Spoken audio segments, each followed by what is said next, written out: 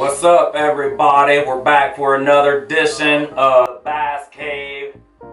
You see who we got today, man. 33 Oaks Production in the building.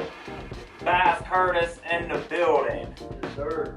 Let's go. 2024 is underway and we got some amazing footage already. But that's not why we're here. We've had, man, the temperatures this year have been unseasonably warm. I've been out a couple times, like, since the snow's kind of melted and stuff, and every time I go out, I feel like I'm just on the back end of, like, when they're biting. You only got that certain window this time of year where they're munching and then they get lazy. We're still in winter time, but I'm telling you, even like today, 66 degrees, and I made it out today and I caught 4. I hiked back a long ways just to get 4 bass, but even like today, these temperatures are, man. It's almost unheard of. Yes, it is. So last week, Greg Jr. and I did a video, because we're in winter, we did a video on wintertime bass and best baits for wintertime. Man, with these temperatures, and you look ahead, this weekend it's going to be 70 degrees. So today, we are going to talk about one of my favorite times of the year. Winter's my favorite, but my second favorite, pre-spawn. I'll be honest with you, that's like a pre-spawn and pre-rut for deer hunting. Like that's the only time I'm really out there grinding. Like, you know, I'll go out here and there post and not pre-spawn, but like wintertime.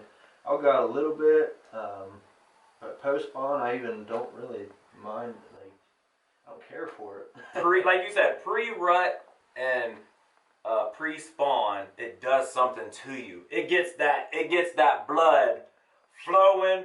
Your brain, your mind starts to working, and you know it's game time. Yeah, and I think I get luckier more often if I'm out there earlier. That makes sense. I'm not even going to say he gets lucky, because he puts the work in. Yeah. Anybody who has a plan, goes out and executes that plan, that's not luck. You put the time in and you win exactly after. Sometimes the plan just works. It just works. It does. So before we get into those plans, man, with these temperatures unseasonably warm, the water temperature, we're ahead, man. We're further ahead than the last 2 years. And last year we had a mild winter. It's probably what, like lower 50s maybe? I wouldn't say that yet. It's in the 40s. Okay. But I will tell you this. That fish I caught over 7 pounds a couple weeks ago, never ever in the history of wintertime bassing have I caught one that big in less than 7 foot of water. Yeah, in February. And guess what? That fish was chasing bluegills. I saw it, and it was less than 3 foot of water. And I flipped my jig in there. And so as this transition starts to happen, I stay with my wintertime technique, which is primarily the jig. And I still focus on that 7 to 10 foot of water, but it's when that water temperature warms up, we've already seen the transition start to happen where they come from deep up into the shallows looking to munch. Yeah, and I think that that little window right before they're, like, you expect them to be biting, there's always that little, like, couple weeks where you're like, they might be biting, and that's usually a good time to go because the bigger fish are up there first. I mean, they're kind of bullies, if you ask me. And when you see the footage come out from some of the ones I caught this year, they're already, man. Oh yeah, they've been munching. They've been munching. Honestly, I caught a fish in late December, and it was like the 28th. So I think that these fish are just, over this specific winter, I think they've just been constantly eating. So typically wintertime bass, and like I said, I'm 10 to 15 feet deep water, because that's where they hold. Yeah. This year has been different. And as we go in to the pre-spawn, which typically late March, last week of March into April, pre-spawn into the spawn, depending on temperature, guess what? We're darn near to pre-spawn right now. Yeah, that's what I was gonna say. Like, it's extremely early for it to be this warm, so that water's got to be steady climbing. As long as this snow and like freezing weather stays away during the nights. Like the last couple of nights has been in the 50s or so. We woke up this morning, 52 degrees. A little bit of Friday, 58 degrees. Saturday, 65 degrees. Sunday, 70 degrees. Monday, 73 degrees. So, I love fishing a jig, but when that water starts to warm up, my next go-to is the Pit Boss, man. Pit Boss. The Berkeley Pit Boss is a pre-spawn killer. I have to agree with you. And I'm still Creature baits that time of year. I'm still dragging that bottom, man, hoping to get that. I'm still slow. I'm still fishing slow. However, I've been with my guy before. You already know. And I know that swim bait's coming out. So talk about that pre-spawn swim bait bite. Honestly, like pre-spawn, I got a handful of baits that I'll throw, and it's really just situational. Like early pre-spawn, like late February into March, I'm throwing little tiny jigs, and for a trailer, I'll go crawl, but for the most part, I'll stay with the swim bait style trailers. Mm-hmm. And the earlier in the year, I downsize my baits, like down to a couple inches, even smaller.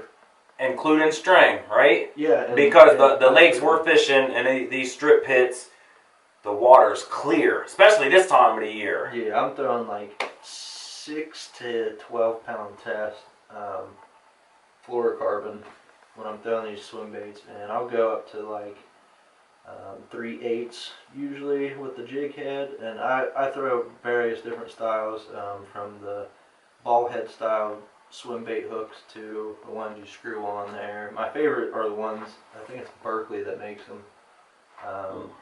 They have like the fish head on them, and they have that perfect little bait keeper on there, and it pairs up so nice with those rage swimmers.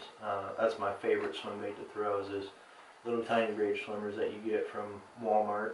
So downsize your jig, paddle tail, rage swimmer. Yeah. What else for you?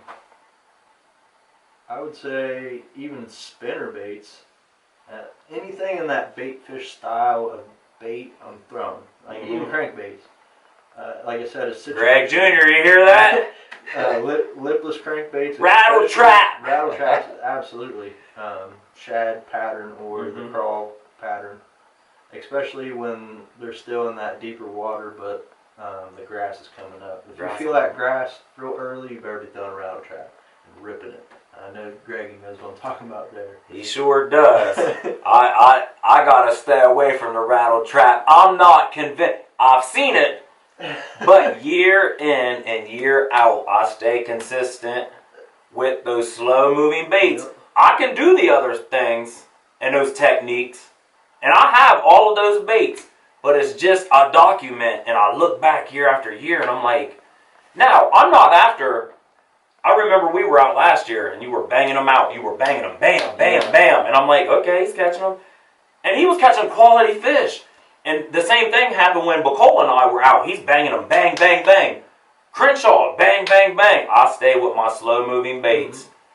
And then, because I'm after 1 or 2 bites. Yeah, and I think that just depends on the positioning of the fish, because I think that day there was some up, feeding on those bait fish, and then there's some still in that more deeper water, yeah, waiting to go up, and that's kind of where I'm. Depending on that is where I'm making my adjustments with my baits. And there's swim baits, especially. Like when you're dragging those baits, that's kind of what I'm doing with those swim baits, but I'm just keeping it right above the bottom. Like I'll feel that bottom and I'll pop it up a little bit and I'll just slow pace. And you almost feel the little kicks of the paddle tail. And like when he's throwing those pit bosses, that's usually when I'm dragging those swim baits across the bottom. And if they're not doing that and they're even, you know, more active, that's when I'm reeling a little bit faster, maybe throwing a little bit more shallow, and a lot of times you can hit them top water with the darn swim baits. Remember that one day the pre-spawn happened and you was like, man, I'm just gonna mess around. And you was like, man, those fish are popping at something on the top. Yeah. And he was like, pull the top water out like, to poosh. And I'm like, and that was early April. Yeah, it was. That was the pre-spawn. I think it was like... That water temperature was still cold. I think it was like April 2nd, because the earliest I ever caught a topwater fish was like April 20th. And that day... Yeah, I was like, man, if they're hitting the top, I'm just going to try it. And we thought it was carp and stuff like that. And nope, sure he pulled it out and bass. Another bait that I use, not as much, but I still keep it. I keep it in my float tube.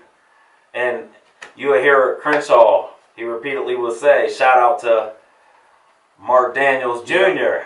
Yeah, you already know what bait I'm talking about. Talking about the chatter? Chatter. Yeah. Some people call it the chatter donkey.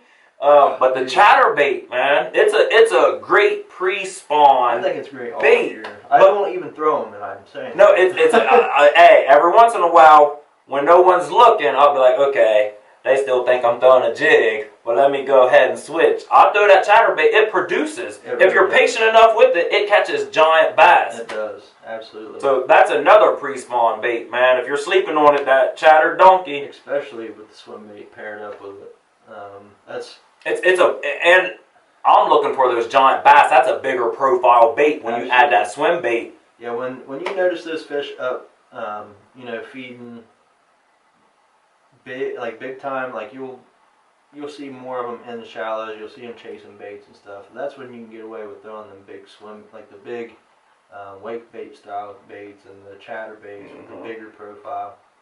But really, until I noticed that they're chasing the bait, that's when I'm throwing them tinier swim baits. But once, you know, I catch a couple, you know, reeling it in real fast or something, and they're coming up and chasing it and nailing it, I'll switch to a spinner bait or the chatter bait, just because it has that extra thump to it, and it'll key those fish in more when they're chasing that style of bait. And then later on in a pre-spawn, you start seeing those fish move up, and you start seeing them cruising. When those fish are in the cruising phase, you said it already, creature bait, man. You have to have some type of creature bait, and you're flipping up there, because those fish are holding close to the shoreline then, and they're just cruising around the lakes and the ponds. And even though it's still a little chilly, that's when I'll start my fluke, man. A weightless fluke. When they're cruising, I'll flip out up there and twitch, and just dead stick it. Yeah, when dead stick it and whack. When I'm throwing the flukes, I caught, well, it was in 2021, I think. It was the first time I ever went out before March.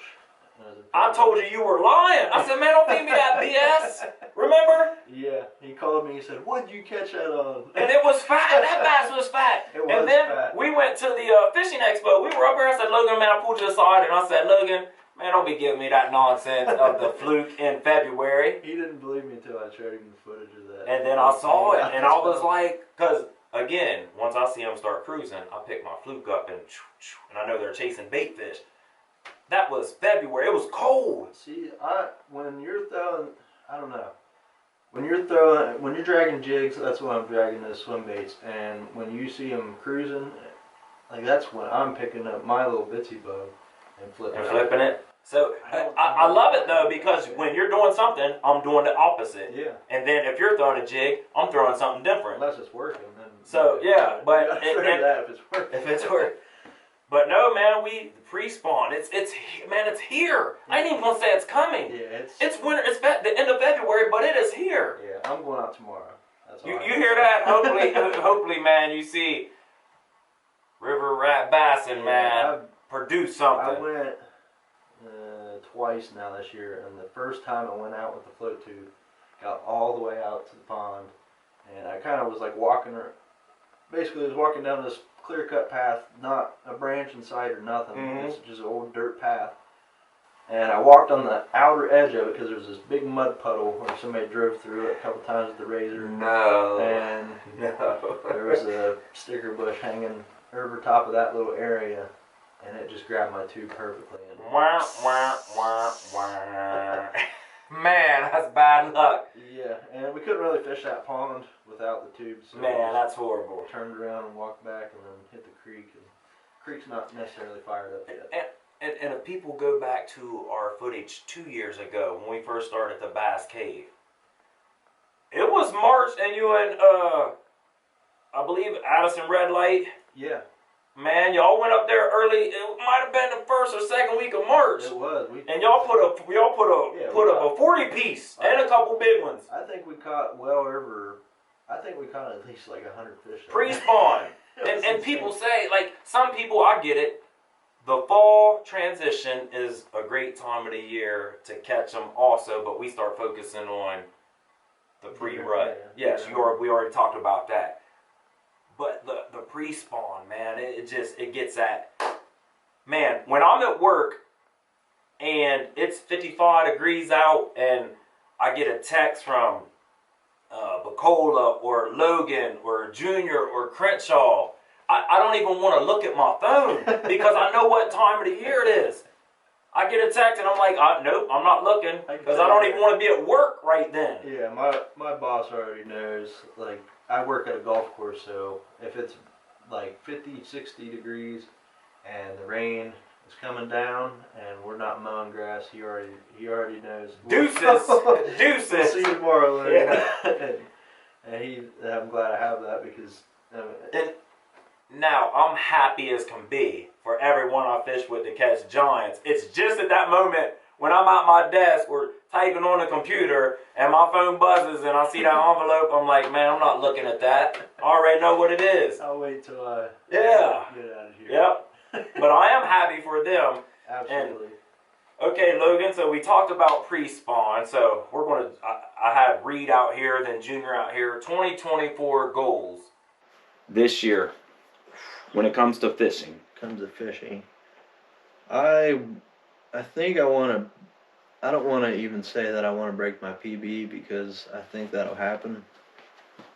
But I think I want to try to catch something that's at least over 8 pounds. Woo! At least. Woo! We're talking I really Big Bertha. We're talking Hogzilla. Everybody wants that double digit, but I mean, I'll settle for an 8 pounder. I've only broke 7 pounds this past year, so.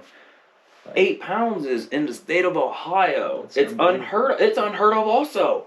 We're in the right area, though. Yeah, we're blessed, man. Absolutely. We are blessed. Absolutely. We're definitely blessed, man. Yeah, honestly, when it comes to deer hunting and bass fishing and the northern region, like, I think our area is honestly very underrated. And I don't want to say that to, like, point attention because a couple people might be, don't say too much because you have a bunch of people around, but no, it's one of the best. It really is, man. And I'm still so thankful for the ODNR and Division of Wildlife for making the purchase of all of this public land that allows us to go out and chase these giant bass, these giant deer. So shout out to the Division of Wildlife, man. Absolutely. The management that I've seen that Jesse owns specifically over the time frame of them like having it as a state upgrades, park. Man, upgrades. And there's more upgrades coming. I mean, there's an archery range out there. Mm-hmm. You got Hook Lake where they fixed it up, put a little park in there. All the You see the Welcome Center going up? Yeah, the Welcome Center. The Welcome Center, come on, man. They got boat ramps in some of the ponds now. Division of Wildlife, you know we represent the division. Yeah, there's still that. Shout out. There's still those Kendra Wecker. There's still those Chief ponds Wecker that are remote, that you gotta walk to. But there's easier access for folks that don't have the means of going all the way out there, and you can still catch giants. One of my favorite lakes, the original 340 pond. Everyone knows it. It ain't no secret. I've caught big ones out of there. Yeah. Well, now you can drive. They got a nice parking lot and a boat ramp. Yeah. So it's definitely easy accessible. I went there. I was November. I'd already shot my buck. I went there in November. I took my son, his friend, and a good friend of mine, Bill Loader. And I had a hog hooked, and I got it to the surface. and it just rolled and came off. And I tell people, man, there's giants still in this lake. There are. Yeah, absolutely. There's a pond that's like right underneath of the big musky bucket out there, and it's super popular. Every time you go out there, anytime that the pond's not frozen, there's usually a pond out there. People's fishing. Yeah, there's usually people out there fishing that pond. And a buddy of mine, he caught, I think it was like a 7 out of there. I've seen another video on YouTube of a guy catching a big one out of there, and I'm like, man, I don't know how many times I fished that pond, and I'm like, oh, this just gets hit too many times. It just you be there right time. I'm serious. You just got to be at the right place, right time. There's a lake, a smaller pond, actually, not a lake. And Greg Jr., you pull right up to the pond. And one day I was just killing time. This was 2 years ago, and I flip in there. I'm flipping, nothing. Next thing I know, I catch a 5-pounder. 7 casts later, I catch another 5-pounder. And my Uncle Greg, still to this day, said, I don't care what you say. You were not fishing that pond where you pull right up to. And I was. The thing is, I was. Like, that's the thing about pre-spawn. That's why I'm out there, is because, for one, that water temperature's starting to rise, so then fish are seeking that opportunity. Active, man. They're active. Second of all, you don't have a bunch of baits out there dangling every day, because people are still, I think it's too cold. People wait until Easter to start fishing. That's a X. That's a no. Get out there right now. Yeah, if you want a giant bass, I would say from the time that the water is thawed out till the end of March, up to like April 15th or so, you're going to catch. Your chances are up. Maybe not your bites. No. In March. The quality over quantity. Absolutely. We say it all the time. It's seriously a grind, but I mean that one thump. That's all it takes. I remember I fished for hours one day. I fished a whole pond, and I was throwing a big 1/4-ounce jig. Actually, it was a couple. I went out like 3 or 4 times and got skunked, and I was just. But you didn't give up. You kept that head down and kept grinding. I was just like, man, I don't even know if I should be out here this early yet. These fish aren't even active. Like, you had them big gloves on. Yeah. I know which video. Hey, because that hook set was like. I had like 4 or 5 sweatshirts on, a face mask at the bottom, freezing cold. The wind's just ripping, but the water temperature was still warm enough to have that water thawed out. And it was so cold that I had to have that stuff on, and my hands were still just frozen. And that day specifically was when it went from being skunked 4 to 5 times to catching I think it was like 15 bass that day, and I caught one of the biggest bass I've ever caught in my life. Fact. Yeah. Fat bass. That thing was huge. Yes. Didn't have a scale. It was probably like 6+, I'd say. It was over 6. But it definitely was. That thing, I mean, that's all. And loaded. You was like, it hit it once. And then you was messing with your rod. I watched that video the other day, and you was like, oh, yeah. And you had it back here, like this. I threw it out there, and I was like, boom, and I kind of lifted up on it, and it just kind of felt like I had some grass on it or something. I was like, man, I really hope that wasn't a fish, because if it was, I missed it. And you said that. Threw it back in there, the exact same spot, and I felt thump, and I was like, oh, no. And I cranked down on it, thump, and I mean, it was just like. I couldn't move it for a good second or two, and finally got up to it, and I was freaking out. I love Logan. I remember when you first started, you've caught a lot of species of fish, but when you really started focusing, and we talked a lot over the years, but man, to see where you are now compared to where you were, and just the growth and the changes and adjustments you've made over the years, man. Hey, snapped a lot of fish off. Lost a lot of fish. I took him to one of my favorite public ponds, and I'll never forget. You had to swim bait broke that day. We ain't gonna talk about where it was. We caught like 30 bass. You actually came up to record me. Okay, yeah. And not the bigger pond, the smaller pond. Yeah. And you was like, the one bite. You was like, man, I waited for that bite the whole time. I just broke off. What it was is I was catching so many little ones, it sawed that line down. I didn't retie like an idiot, and all it took was that one bite, and gone. Yep. So just your growth though, from then until now. Even your equipment. Like your equipment, you stepped up your game. Like it's and you put the time in now. You know, you. It took a long time to figure out, like the style of baits that I was like my strong points and stuff. So I was for a long time. I had one fishing pole, one reel. You know what I mean? Been there and done that, man. Whatever, and that I mean that can hinder you a little bit because if you're throwing a jig on a 6.6 medium fast action rod, like you don't have that backbone, so you got to crank down a little bit more to keep those fish hooked. Well, I upgraded to that 6.7 or 7.6 flipping stick, and that's what did the job that day. Because if I didn't have that backbone, probably would have lost that fish. Probably would have, because it just had too much slack in it. But I kept that fish up and was able to reel it in with that freaking winch. But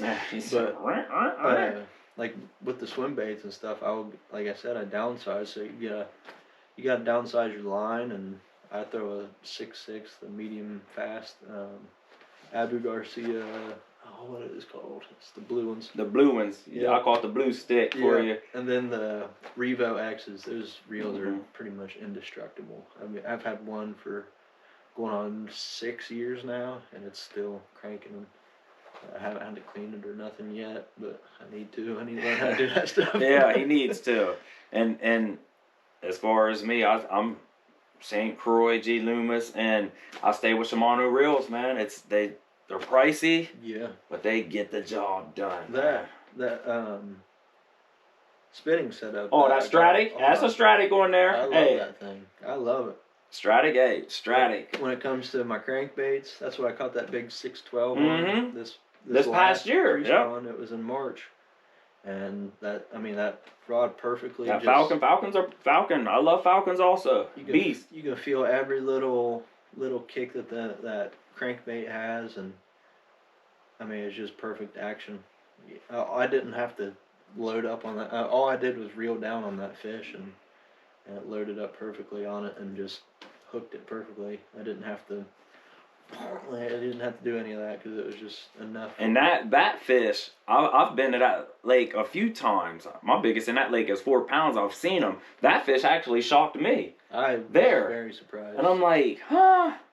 There's twice I doubted Logan. I snapped my line in that pond. The first couple times I fished it, I was catching them on a jig, and then I saw this little log out. I just got it over top of the darn log, and I was like, I'll just let it go down. And, if there's something in there, I'm going to take my chances, because a lot of times you don't get 2 casts in the same spot and produce a fish. Sometimes it works. Most of the time you spook that fish out of there. So the first cast I throw in there, I get it over this little branch. It's basically subsurface, but I can see it. And sure enough, thump, crank down on it twice, snap. And I knew it was a big one because of the big wake that it made. That's sickening, man. That feeling right there. I took my friend to that pond also in early April. He comes down from Akron, and he purchased a float tube because he's always watching my videos, and we grew up basically fishing local spots over in Perry County, and that's kind of what really got me into chasing bigger basses, because that's all we used to do is just try to find a pond and try to catch a big one. And he moved away and started his own family, and he comes down a couple times a year and he goes hunting and fishing with me. That's good, man. Y'all stay connected, man. Absolutely. The outdoors, man, that's a connection, man. Here soon I'll probably drop the video where he come down, and I think it was May because it was throwing frogs, but he freaking wrecks them that day. Yeah. And but we went there this past April, and we caught a fair amount of bass, and I ended up catching a 14-inch crappie on one of them swim baits. I was like, man, I didn't even know the crappie was in here like that. So now, hey, you should be down there right now. Yeah, that's but I just can't. People say, man, I'm gonna go get some of them crappie, them good old. I can't. I just can't get away because right now is prime time. That's why I don't turkey hunt. Yeah. That's another topic for another day. Yeah. Because people's like, you're turkey hunting this year, bass curse. I said, no, I'm not. I can't turkey No, hunt. I am not. My dad's always trying to get me to go mushroom hunting. No, I'm no, like, if I find them on the bank while I'm fishing, that's one thing, but it's an addiction, but it's a really good addiction, man. It's a honestly, I tell people all the time, fishing for me is a positive coping skill. It's an outlet. Yes, I'm out there chasing a giant bass, but like tonight, I didn't get a giant bass. I caught 4 bass, but I had me a 20-minute hike to the pond, 20-minute walk back to the truck. It was beautiful out. I got exercise, cleared my mind. Fresh air. And fresh, yes, man. I was just in God's beautiful country. Absolutely. So it's a win no matter if I catch a giant or not. If I catch a giant, that's just a bonus. Yeah, absolutely. And even, like I said, like that day, the days that I was out there pre-spawn and, you know, going 4 or 5 times, not catching anything, I'm also gauging these fish on what they're doing. You know, you learn something every trip. It all led up to that, you know, that moment. I didn't just show up there and just start, you know, throwing certain baits for a certain reason. I caught a couple fish on a jig or something, and okay, that's what these fish are doing. That's what I'm going to throw. You had the pattern down. Absolutely. And we take mental notes. Now me, I come home, I document, I have all those calendars down there to bass. But it might be a couple days before I get there, but I still take a mental note, and I'm sure you do too. Of okay, here's what was going on this trip, I got skunked. Here's what was going on this trip, I got skunked. You pay attention and you take that mental note, and then when you go back there, that's why I film. To be honest, like when it comes to hunting and fishing, that's exactly why I film everything. Is because if something does go right, I can watch what goes right, and if something goes wrong, I can see, you know, I turned my rod this way while that fish was, you know, just little details where something went wrong. I'm able to see that and correct myself. It happened to me last week. No, 2 weeks ago. It happened to me 2 weeks ago. I mean, the bass in the water was like that. Not long, this thick. Yeah. And I got it to where the camera is right there. And it came and just rolled, and I just had my rod the wrong way. Yep. And it just popped that hook out just. And I just all I could do is it just. And just watch it. And I mean, like, I've caught a lot of big ones, and I told Greggy, I said, man, I lost me an 8+. And he was like, are you serious? I said, I guarantee I lost an 8+. But it's fishing. Yep. That's what they don't happens. Call it catching. Yep.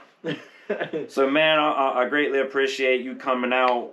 Pre-spawn bass. You heard what he said. I'm going with the jig. I'm going with the pit boss. I'm going with the chatterbait. Logan's going with probably swim bait and those little finesse jigs. Those little finesse jigs. Little triple threat blue rock. Blue rock. Shout out to Jesse French. But get out this time of the year. Like, another thing I'm going to tell the viewers is throw what you're confident in. A lot of times people, they jump here for a second, they grab this bait, grab it. Throw what you're confident. Yep. What you catch bass on, throw it. Unless you're trying to figure out a new bait, you know, like if you're specifically going out to catch fish that day, like throw what you're catching them on. Now, I've said this, and I will take this to my grave. This time of the year, even if you've never used a jig, I like the 1/4 ounce blue rock. I like 3 Army Crawl or Black and Blue is my go-to.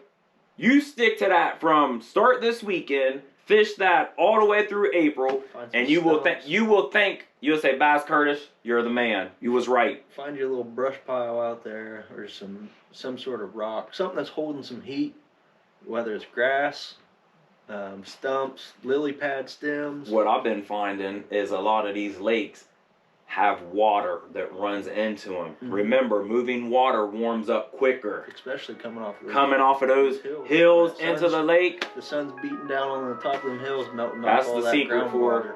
Today. No more secrets. But I appreciate you guys, man. Subscribe. Watch Ohio's Finest Outdoors. Share it, man. We love you guys.